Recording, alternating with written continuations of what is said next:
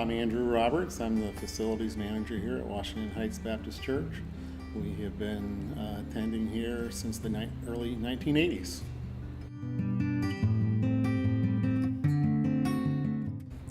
I've had many opportunities to go and shop and get things at Lowe's and Home Depot over the years, working here at the church.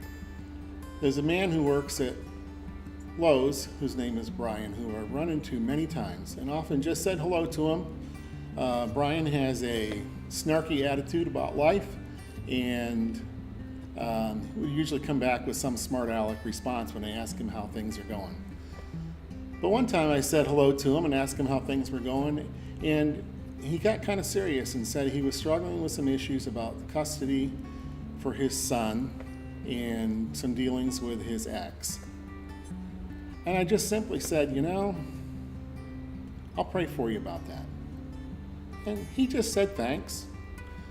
And another time when I was in shortly after that, I asked him how things were going and how things were going with his son and the custody stuff and some more details.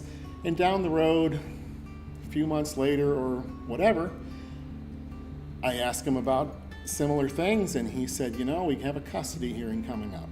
I said, I'll be glad to pray for you about that. And he told me the dates, and he said, I will make an effort to be sure that we pray about that. So we did, I did, and shared it with some of my friends. And it came back afterwards, after that date of the custody hearing, and I said, so how did things go? I said, by the way, some of my friends were at church. I told them about this, and some of my friends from church were praying for you as well. At which point, he got all excited. He said, really, that is awesome. It's unbelievable that people from your church would pray for me about this issue. I said, that's really neat. But the realization came over me that Brian is a guy, just like everybody else, that Christ died on the cross for. I was really moved. So I've continued to try to make a connection. Every time I go in, I look for him and just say, hey, how are things going? And to this point, I've got his phone number. I need to sit down and have coffee with him. I'm offered to go and have coffee. I'd really like to share the gospel with him. He considers me to be an angel that comes alongside and prays for him. And that's really a neat blessing. So pray for Brian, that someday I'll be able to share the gospel with him.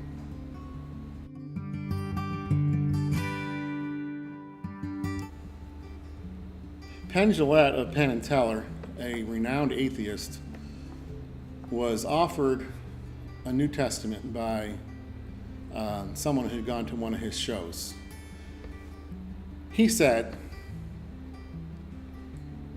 if you believe that there's a heaven and a hell,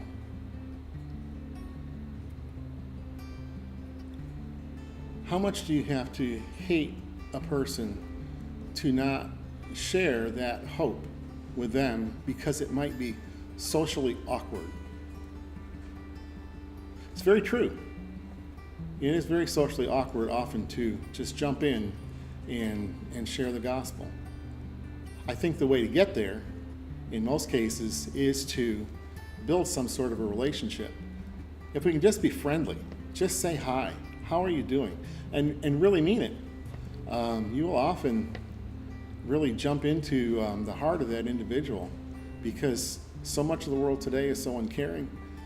They're looking for somebody that really cares.